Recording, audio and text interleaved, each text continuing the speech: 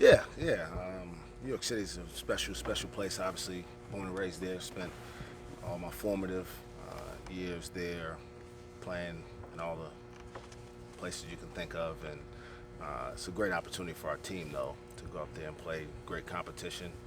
It's a great time of year to be up there. There's a lot going on, obviously, but we're obviously focused on taking care of business first and foremost. Do you try to take some of the guys around everywhere you grew up in different places? Yeah, I mean, they don't want to go where I grew up. I'll be honest. But we'll let them go into the city and walk around and have the eyes raised and all that stuff. So, yeah, I think we'll have some time to do that, and then we'll get right back to business. What's the plan for Thanksgiving as far as with the team seeing their family and stuff like that? Yeah, so quite a few of our guys have parents that are traveling. They're used to spending that day with their kids, and so we'll have a meal on Thursday evening, I believe. Not sure exactly what time it is, but we'll try to make it as Thanksgiving-like as possible. It won't be mama's cooking though. You guys have played in some pretty big venues, and you've been up in the Barclays Center before. So, how do you prep the freshmen for this trip? A lot of it you can't be honest. They just have to, you know, got to learn on the fly, so to speak. So I'm interested. I'm always interested to see how they respond. Some guys you see rise and are ready for those type of moments. Obviously, it'll be a probably well-attended game considering I think this is the only time that Syracuse is playing in New York City this year. And obviously, having been in the Big East for so long, there's a lot of Syracuse fans in New York City and obviously in Brooklyn as well. So I'm excited to see how our players respond to what will essentially be a road game. Outside of some parents going up and me having a little bit of family there, most of the Orange won't be cheering for the Cowboys. You know, Bryant Reeves, the first time he ever got on an airplane was to go to New York for basketball. First time he ever flew. I didn't know that until the day we announced Trey, scholarship last year. I called him. We were actually headed for our first road trip right. of the year last year, and he actually told me that. But it's pretty cool. To But, learn I some mean, of those freshmen things. now are a lot more sophisticated with regard to travel and AAU ball. They've been all over the country. Yeah, I was it's not that surprised. anymore, right? Yeah, I was surprised. I asked our guys. I think it might have been yesterday or maybe after the game on when did we play? Friday. How many guys have been to New York? I was surprised how many hands actually went up. It was more than the majority. So yeah, it's kind of different. The guys travel around. They know all these players. I'm still kind of perplexed sometimes when I see guys, greeting each other as much as they do before and after games and during games. But AU, social media has kind of connected these guys in a way that just wasn't possible before. How do you approach it with your young guards of not always, settling for a quick shot out of the zone to kind of break it down a little bit? Just showing them film, trying to get them to understand what we're looking for, what's going to be the best shot for our team. It's not necessarily the same in line what they think is the best shot for them individually. But we've got a group of guys who are really bought into what our staff is trying to teach them. That doesn't mean they always do it exactly right, but they're certainly trying to be very coachable and adjust on the fly as much as they can. What do you think it is that makes Syracuse's zone so challenging this season? Well, I mean, after 50 years, you would think you kind of know all the things you could see attacking you, right? And Coach Boeheim's been the only one calling the shots over there for a long time. So there's not going to be anything we could do from a schematic standpoint that he hasn't seen at some point. And so just being able to not only understand that their length is going to bother you, but that they're going to adjust to how we attack them. And then it just kind of becomes a boxing match. Who can make the best adjustments throughout the game? And then ultimately we'll have to make some shots over it. I mean, there's no question about it. We're not going to kid ourselves and think we can shoot the ball as poorly as we have certainly from the last two games and still expect to have success. But if we don't, we're certainly still going to try to find a way. We got to be really good on the glass, rebounding. We've got to keep them out of transition. And the key, I think, to beating the zone is trying to beat it before it gets set up. So if we get stops and we can get out and run in transition, which is where we're our best anyway, I think that'll bode for us to have the best chance of success. Did Boeheim ever talk to you in high school? I mean, up there, that's I wasn't close. there good enough for Okay. Boeheim, man. I admired their program. They're really good. I've gotten to know Coach just a little bit the last couple years, just from being a head coach and kind of roaming in a little bit of a different circle now. Unbelievably sharp still for a guy who's been around as long as he has. And I admire the guy. I mean, I'm not going to win 1,000 games. I can assure you that. I won't be around that long to do that. But it'll be an honor to be on the same court with him. talked after the Western Michigan game about how the freshmen handled their little bit of zone that they had to face. Just how much have they had to learn these last couple of days? A lot. I mean, it's pretty much been all zone in practice the last couple days. We'll have another opportunity tomorrow, but we can't simulate the length that they have throughout. You know, trying to give Avery an idea. Like, I mean, he's going to go in there and literally disappear. You guys are not going to see him on the TV screen when he gets into the paint. And so just figuring that part out will be something that he can't do until Wednesday night. How much family time, I guess, do you have set aside, if at all? Not much. I'm fortunate. My wife and kids will fly up with us, and I'll have some time with them. But for me, it's mostly basketball. I think my wife's got some stuff playing with the kids, and she knows that I'm probably not available for it, which she's used to that now. So, you know, it's business for us. How are your first year guys handling this? This may be the first.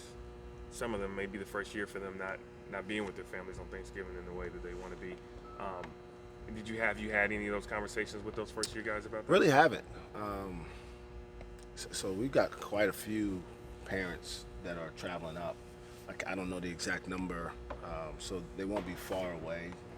There'll be a couple. I don't think Hitty's parents are coming over. But I think for the most part, they'll have people there to cheer them on for the game. And so it won't be that much different. Basketball season in high school is still going on this time of year. I know though they're home, they still are pretty focused on the season. How much closer is Hitty to playing? I'm pretty certain he's available tomorrow.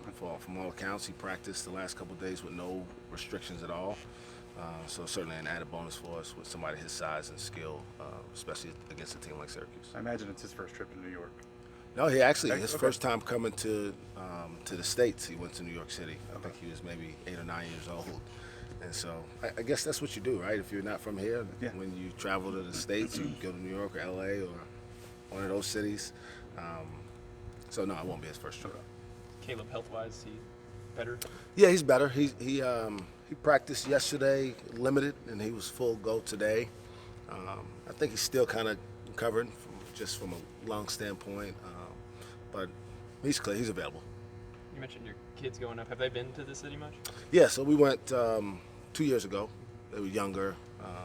My daughter obviously was 2 at the time. My son was 4.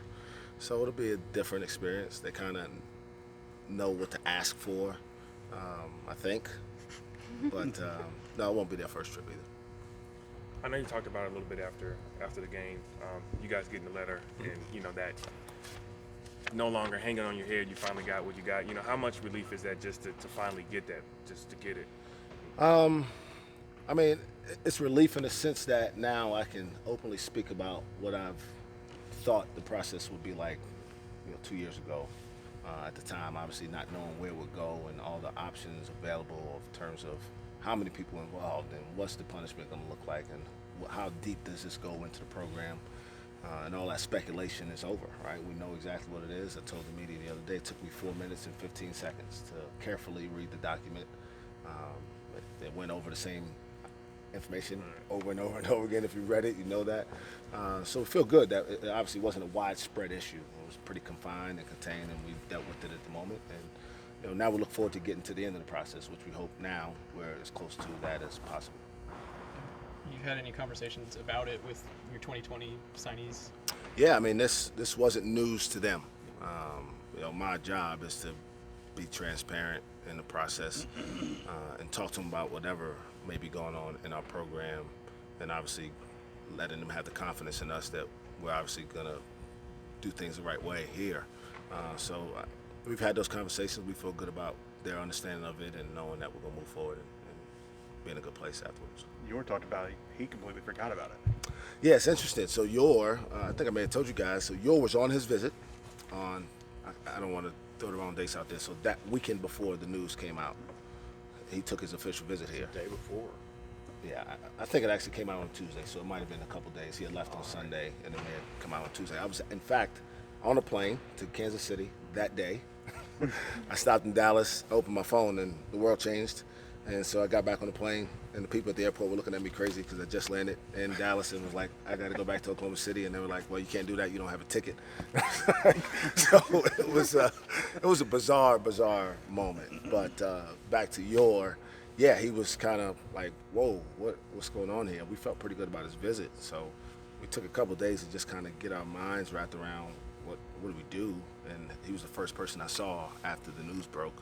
Drove up to Kansas City and visited him and his family and kind of explained what I knew at the time, which wasn't much, but hoped that he would have confidence that we were going to do the right things. And obviously, the rest has been history for him. For most people, it's kind of out of sight, out of mind until there are updates on the situation. Is it kind of that way with you, or are you always aware of it? You know? Yeah, I'm always aware of it, partly because in recruiting, it's something that people can use against you. And the sky's falling, and don't go there. That program is going to be disbanded in 6 months, or that coach isn't going to be there. It all goes. It's pretty aggressive now. So now having the information as we thought it was out there helps us be able to say, hey, what we told you from the beginning, in fact, it's true. They found the same things, and we think we're going to be okay in the end. You said it took you 4 minutes to read it. Yeah. Did you learn? Was there anything in it that surprised you? No, there wasn't that you anything. weren't aware of, or No, there was literally nothing in there that I didn't know on September 27th or whatever. By the end of that week, everything that was in the report is what I knew then. So 2 years later, full cooperation with NCAA, FBI, university side, nothing different. so does this like double your confidence that it'll end well, or I don't know about doubling my confidence. nobody likes surprises? Sure, You didn't sure. get any. No, and that's a positive, right? That there wasn't anything different or new or problematic for us. We didn't have 4 or 5 people within our program doing things bad, or we don't have players who came here for the wrong reasons and now have to be ineligible. So those are comforting things, and I look forward to getting to the end of it and having some final closure.